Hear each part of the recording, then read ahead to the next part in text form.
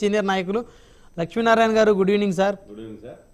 So మొత్తానికి ఇప్పుడు ప్రధానంగా ఈ చర్చలో సో పవన్ కళ్యాణ్ గారు ఉప ముఖ్యమంత్రి అనేది ఒక చర్చ అయితే, ఇప్పుడు కృష్ణాంజలి గారు ఒక ప్రధానమైన అంశాలు లేవనెత్తారు. భారతీయ జనతా పార్టీ సీనియర్ నాయకులుగా సమాధానం చెప్పాల్సినటువంటి బాధ్యత మీ మీద ఉంది, ప్రజలకు వివరించాలి. ఎందుకని మీరు జనసేన పార్టీని కేంద్ర మంత్రివర్గంలోకి ఎందుకు అవకాశం ఎందుకు ఇవ్వలేదంటే ఫస్ట్ ఆఫ్ ఆల్ ఇక్కడ అధ్యక్షుడి నుంచి ప్రపోజల్ రావాలి. ఓకే, మరి ఈయన ఎంతవరకు ప్రపోజ్ చేశారో తెలియదు. డెఫినెట్గా బాలశౌరి గారికి క్యాబినెట్లో చోటు ఉంటుందని మేము అందరం కూడా ఆశించాం. అంటే మా యొక్క పార్లమెంటు మెంబర్గా కాబట్టి మేము చాలా వస్తుంది మచిలీపట్నం కాబట్టి చాలా ఎదురు చూసాం. నేను చాలా డిసప్పాయింట్ అయ్యాను. అంటే బాలశౌరి ఆయన చెప్పినట్టు experience person, very nice person, worker కూడా, మూడోసారి ఎంపీ, జనరల్గా వర్కర్ కూడా. మా మచిలీపట్నంలో తీసుకుంటే బాడిగ రామకృష్ణ గారు తర్వాత బాగా వర్క్ చేసిందంటే బాలశౌరి గారు. అది మరి ఎట్లా మిస్ అయిందో మరి తెలియదు. డెఫినెట్గా వస్తుంది అనుకున్నాం. మరి అది ఎందుకు రాలేదన్నది అవన్నీ కూడా ఆ పార్టీ తర్వాత ఇప్పుడు నాగబాబు గారు ఎన్ని రాజ్యసభ నాగబాబు గారు రాజ్యసభ వచ్చే ప్రసక్తి 2 సంవత్సరాలు గారు రాజ్యసభ రాదు. ఆంధ్రప్రదేశ్లో రాజ్యసభ కావాలంటే 2 సంవత్సరాలు కావాలి. పార్టీకి ఉపయోగపడేది కాదు, ప్రజలకు ఉపయోగపడే మనిషి, ఎంపీగా గెలిచిన మనిషి. కాబట్టి బాలశౌరి గారికి మినిస్టర్ వస్తే పార్టీ డెవలప్మెంట్ అవుతుంది, జనసేన డెవలప్మెంట్ అవుతుంది. ఇదిగా నాగబాబు గారికి మినిస్టర్ ఇచ్చి రాజ్యసభ ఇచ్చిన వాళ్ళని ఉపయోగం ఉండదు పార్టీకి. ఏంటంటే పార్టీ నుంచి వచ్చిన కార్యకర్తలకు ఇస్తే పార్టీ డెవలప్మెంట్ అవుతుంది. నాగబాబు గారు కూడా సీటు త్యాగం చేశారు కాబట్టి ఆయన ఏంటంటే వాళ్ళ తమ్ముడే అధ్యక్షుడు కాబట్టి ఆయన వెనకాలంటే ఏ నామినేట్ పోస్టో ఏదో తెచ్చుకుని ఆయనకి పదవులు కూడా ఇంట్రెస్ట్గా వద్దని నిన్న కూడా తిరుపతి చైర్మన్ అంటే నాకు దేయమంటే నమ్మకం లేదు కాబట్టి నాకు వద్దని చెప్పి వేరే వాళ్ళకి ఇస్తే బాగుంటుందని అన్నారు. కాబట్టి ఆయన వెనకాలండి కార్యకర్తలు ఎవరు, పార్టీకి చేసిన వాళ్ళు ఎవరు, పార్టీకి వర్క్ చేసిన బోల్డ్ మంది ఉన్నారు కార్యకర్తలు. వాళ్ళకి వివిధ నామినేట్ పోస్టులు ఇస్తే ఎందుకంటే 10 సంవత్సరాల నుంచి పార్టీ మోస్తుంటారు. భుజాల వాసిపోయి అంటే డబ్బులు. ఇప్పుడు పాపం గాది వెంకటేశ్వరరావు గారు సీనియర్ నాయకులు కనిపెట్టుకున్నారు.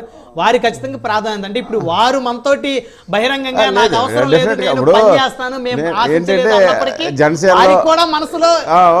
అంటే ఆయనకి రావాలని కోరుకుంటారు. ఎందుకంటే ఆయన వాయిస్ ఎప్పుడు చాలా గట్టిగా వినిపిస్తూ ఉంటాడు. అంటే హార్డ్ కోర్ పవన్ కళ్యాణ్ కొడతాకు వస్తారు. సీనియర్ అడ్వకేట్ అయినప్పటికీ కూడా కరుడు గట్టిన జన సైనికుడు ఆయన కనిపిస్తారు. మేము కరుడుగట్టిన ఆయన ఒక ఫైటింగ్ నేచర్ ఉన్న వాళ్ళండి. కీలకమైనటువంటి మంత్రి మీద చాలా రాష్ట్ర రాజకీయాలను మలుపు తిప్పేటువంటి అనేక అంశాలను బయటకు తీసుకొచ్చారు. ఇప్పుడు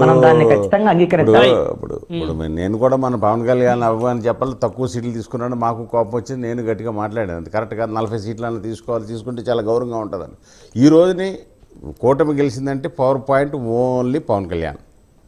అందుచేత పవన్ కళ్యాణ్ గారు ఆయన కార్యకర్తలు బోలు మంది ఉన్నారు. మా మచిలీపట్నం బండి రామకృష్ణ ఉన్నాడు, బండి రామ్ ఉన్నాడు, అలాగే చాలా చోట్ల మన తిరుపతి హరిప్రసాద్ ఉన్నాడు, నాయకులు ఉన్నారు. వీళ్ళందరూ కూడా ఏదో రకంగా ఏదో పోస్ట్ పవర్ షేరింగ్ లాంటి నామినేట్ పోస్టులు చెప్పారు కదా, ఉండాలి. ఉంటేనే అప్పుడు పార్టీ మనుగడ ఉంటుంది. ప్లస్ ఏంటంటే వాళ్ళ బంధం చాలా స్ట్రాంగ్ గా ఉంటుంది. సరే, అది ఆ నామినేటెడ్ పోస్ట్ అని తర్వాత ముందు గవర్నమెంట్ ఏర్పడిన తర్వాత ముందు పవన్ కళ్యాణ్ గారు కొన్నిదల పవన్ కళ్యాణ్ నేను ఆంధ్రప్రదేశ్ రాష్ట్ర ఉప ముఖ్యమంత్రిగా ప్రమాణ స్వీకారం చేస్తున్నా అనేటువంటి వాయిస్ మనం వినొచ్చా? నాకు తెలిసి ఉంటే ఆయన తీసుకోవాలనుకుంటున్నాను. ఓకే, అంటే నా 6 years నా అభిప్రాయం అంతవరకే. కానీ ఏంటంటే ఆయనకి డిప్యూటీ సీఎం ఇచ్చి ఇప్పుడు బట్టి విక్రమార్క ఇక్కడ ఎలా ప్రిఫరెన్స్ ఇస్తున్నారో అలా ఒకే డిప్యూటీ సీఎం ఉంటే దానికి వాల్యూ ఉంటుంది.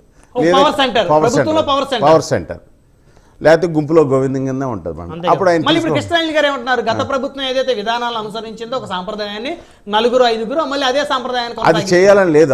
ఇష్టం చీఫ్ మినిస్టర్ మీద చేయాలని రూల్ ఏముంది? ఇప్పుడు జనాలకు మతిమరుపు ఎక్కువ అండి, మర్చిపోతూ ఉంటారు. దాని గురించి అయితే కొంతమంది 5 డిప్యూటీ సీఎంలు చేసిన అప్పుడే మర్చిపోయారు. ఇక్కడ లక్ష్మీనారాయణ గారు డిప్యూటీ సీఎం ఇప్పుడు కొట్టి సత్యనారాయణ గారికి ఇచ్చారు తాడేపల్లిగూడెంలో. ఆయన ఏం చేయగలిగారు? బొలిశెట్టి శ్రీనివాస్ గారు 60,000 మెజార్టీతో ఆయన మీద గెలిచారు. అంటే ప్రజలు ఆయన అంతగా వద్దు అనుకున్నారు. ఆయన నిజంగా అంటే అంత ఉప ముఖ్యమంత్రి హోదాలో ఉండి ఆయన రోడ్లు వేసుకోగలిగారా? ఏమి చేయలేరు, ఎక్కడా కూడా ఏమి చేయలేకపోయారు. ఇప్పుడు ఒక డిప్యూటీ సీఎం ఇచ్చి హోమ్ ఇచ్చినా ఇదేంటి బుల్లెట్ లేని గన్ లాంటిదే. అవును, అందుచేత అలా కాకుండా డిప్యూటీ సీఎం ఒకటే మంచి పోర్ట్ఫోలియో ఇచ్చి ఇప్పుడు మనం గతంగా చూస్తుంటే చాలా కాలం నుంచి 25 సంవత్సరాలు 30 నుంచి హోమ్ మినిస్టర్ ఎవరికి ఇచ్చినా తోటా లేని గన్నే. అవును. తోట ఉన్న గన్ ఎవరికి కూడా ఇప్పుడు వరకు హోమ్ మినిస్టర్గా గత 20 సంవత్సరాలు రాజశేఖర రెడ్డి గారు కానీ మొదలెట్టారు. అంటే రాజశేఖర రెడ్డి గారే ఆ సాంప్రదాయాన్ని కొనసాగించాడు. అదే కొనసాగించి ఇప్పుడు కృష్ణారెడ్డి గారు చెప్పినట్టు జానారెడ్డి గారి తర్వాత నుంచి హోమ్ మినిస్టర్లు అన్ని డమ్మి క్యాండిడేట్. జానారెడ్డి గారు పవర్ఫుల్ అంతే, అక్కడి నుంచి క్లోజ్. నెక్స్ట్ సబితా ఇంద్రారెడ్డి వచ్చింది, గల్నే ముఖ్యమంత్రి దగ్గర బుల్లెట్స్ పెట్టుకుని సో సాధారణ గన్ ఇచ్చేవాళ్ళు అంతే. ఇంకా అందుచేత అలాంటివి కాకుండా ఎప్పుడు అసలు ప్రజెంట్ నాకు తెలిసిందంటే పనికిమాల శాఖ అంటే హోంశాఖే. అంటే మీరు గత ఎప్పుడైతే 2009 నుంచి 24 మధ్యలో ఉన్నటువంటి అనుభవాలు చెప్తున్నారు. దానికంటే ఇప్పుడు ఉన్న ఏంటంటే అన్ని పవర్స్ సీఎం దగ్గరే పెట్టుకుంటున్నారు, ఏది హోమ్ మినిస్టర్కి వచ్చేటప్పటికి. అంచేత మంచి పవన్ కళ్యాణ్ గారికి ఇష్టమైంది ఏదైనా తీసుకుని చేసుకుంటే బాగుంటుంది. డిప్యూటీ సీఎం అంటే బట్టి విక్రమార్కలాగా ఇప్పుడు ఒక పవర్ ఉండదు కాబట్టి అట్లా ఉండి, ప్లస్ ఈ కార్యకర్తలు అందరినీ చేసుకుంటే అభిమానులుగా మేము చాలా సంతోషిస్తామండి, చాలా హ్యాపీ ఫీల్ అవుతాం. ఇప్పుడు మొన్న ఏంటంటే మేము చాలా కోపడ్డాం, చాలా బాధ వేసింది. మీరు బీజేపీలో ఉన్నప్పుడు కూడా పవన్ కళ్యాణ్ గారి ఇంపార్టెన్స్ మీద ప్రయారిటీ మీద మీరు ఎక్కువ బాధ అంటే మాకు అభిమానం కదా, జనరల్గా మెగా అభిమానులు కాబట్టి మాకు ఇది ఉంటుంది. అసలు విషయం దాటేశారని నా అభిప్రాయం. చెప్పండి. ఎందుకు ఈ మాట అడుగుతున్నా అంటే కేంద్రంలో మంత్రి పదవి అనేటువంటి విషయం పవన్ కళ్యాణ్ అడిగాడో లేదో అని మీ అనుమానం వ్యక్తం చేశారు. బీజేపీ ఇవ్వాల్సినటువంటి బాధ్యత ఉందా లేదా అనేటువంటి డెఫినెట్ గా ఉంది.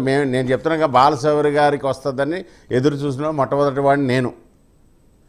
కానీ ఎందుకు రాలేదని నేను షాక్లో ఉన్నాను. నిర్ణయించి కూడా సమీక్షించుకోవాలి ఎందుకు రాలేదని తెలుసుకోవాలి. ఎందుకంటే ఇప్పుడు లాస్ట్ 2014లోనే మోడీ గారు పవన్ కళ్యాణ్ గారు 2 క్యాబినెట్లు ఇస్తామని చెప్పారండి. ఈయన వద్దని మీరు ప్రైమ్ మినిస్టర్ కావాలటమే మాకు ముఖ్యం, కానీ నాకు పదవులు వద్దన్నాడు అనమాట. మరి అలాంటి ఆయన మరి ఈ రోజున ఏమన్నాదో తెలీదు. నాకు అదే వర్డ్ ఇప్పుడు రేపు గవర్నమెంట్లో ఈయన వాడతాడేమో నాకు భయం. రేపు మంత్రివర్గ విస్తరణలో నాకేమొద్దు మా వాళ్ళకి ఇవ్వండి అని అదొక ఇబ్బంది.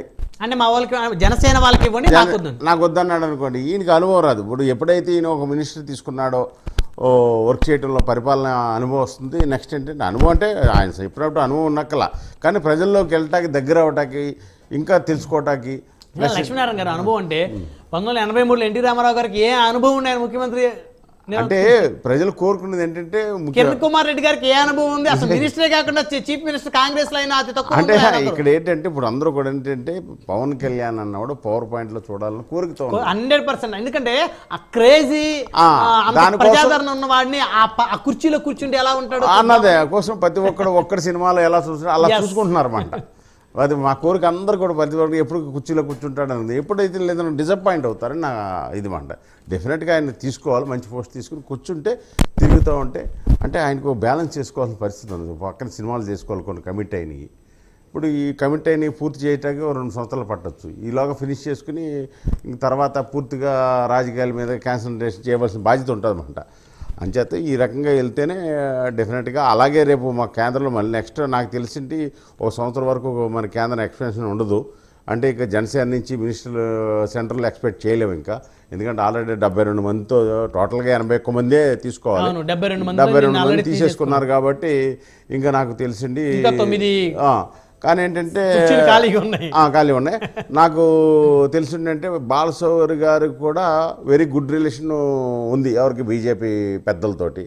ప్లస్ ఏంటంటే వర్కర్ కూడా అంతకుముందు కూడా 4-5 కమిటీల్లో మెంబర్గా ఇవ్వడం జరిగింది కాబట్టి 2004 నుంచి ఉన్నారు కదా ఆయన్ని బాలశౌరి వర్కర్ కాబట్టి ఆయన్ని వేరే రకంగా ఉపయోగించుకుంటారేమో అని నేను అనుకుంటున్నాను అన్నమాట. డెఫినెట్ గా ఇప్పుడు బ్రహ్మనాయుడు గారు ప్రపోజల్ పెట్టారు కదా, మా పవన్ కళ్యాణ్ చెప్పాడని నాగేంద్రబాబు త్యాగం చేశాడు, ఆయనకు ఒక రాజ్యసభ ఇచ్చి మంత్రి పదవి ఇస్తారేమో అంటున్నారు కదా. నాదేమన్నా చెప్పండి. ఇలాంటి ఆశల్లోనే ఎన్ని సోషల్ మీడియా చర్చలు బాగానే జరుగుతాం. ఇప్పుడు సోషల్ మీడియా అందరూ కూడా, ఎందుకంటే మనకి రాజ్యసభలు రావాలంటే 2 సంవత్సరాలు పడుతుంది. 2 సంవత్సరాల వరకు రాజ్యసభ అన్నది ఖాళీ కాదు, దాని గురించి మర్చిపోవచ్చండి. అప్పుడు 2 సంవత్సరాల తర్వాత రాజు ఎవరో తెలియదు కదండి. 2 సంవత్సరాల వరకు రాజ్యసభ గురించి మాట్లాడుకోవడానికి లేదు. తర్వాత ఎన్డీఏ గవర్నమెంట్ ఉంటుందో లేదో కూడా చెప్పలేము. అప్పుడు అట్లా అని కాదు ఉంటారు, డెఫినెట్ గా ఉంటారు ఎన్డీఏ గవర్నమెంట్ తో. ఇప్పుడు ఎట్టి పరిస్థితుల్లో ఉంటారు. ఎందుకంటే పవన్ కళ్యాణ్ అనే వ్యక్తి ఈ కూటమిని ఎలా బీజం నాటాడు కాబట్టి ఎట్టి పరిస్థితుల్లో వెళ్ళదు. ఆంధ్రప్రదేశ్ లో కాదు, డెఫినెట్ గా మళ్ళీ 5 సంవత్సరాలు సుస్థిర పాలన చేస్తాము, అందులో సందేహం లేదు మీకు అసలు. చూద్దాం. రైట్. సో ఫైనల్గా ఏమంటారు లక్ష్మీనారాయణ గారు? ఇప్పుడు పవన్ కళ్యాణ్ గారు తీసుకుంటే బెటరా, తీసుకోకపోతే బెటరా? తీసుకొని ఒకటే డిప్యూటీ సీఎం మంచి పవర్ పోలింగ్ తన మార్కు ఈ ప్రభుత్వంలో తన మార్కు మార్కు ఉండాలన్నమాట. ఇప్పుడు ఎందుకంటే గత 10 సంవత్సరాల నుంచి కూడా చాలా మన ఆంధ్రప్రదేశ్ పుట్టిన తర్వాత సరిగ్గా నోచుకోలేకపోయింది ఏది కూడా, అన్ని ఇంకా పురిటి నొప్పులతోనే ఉంది. కాబట్టి దాన్ని చేయాలంటే డెఫినెట్గా ఈయన పవన్ కళ్యాణ్ యొక్క దాంట్లో దూరి అంటే అడ్మినిస్ట్రేషన్లో దూరి ప్రతి దాంట్లో వ్యవహారం చేసుకుని వెళ్తేనే ఆంధ్రప్రదేశ్ బాగుపడుతుందండి. అది మా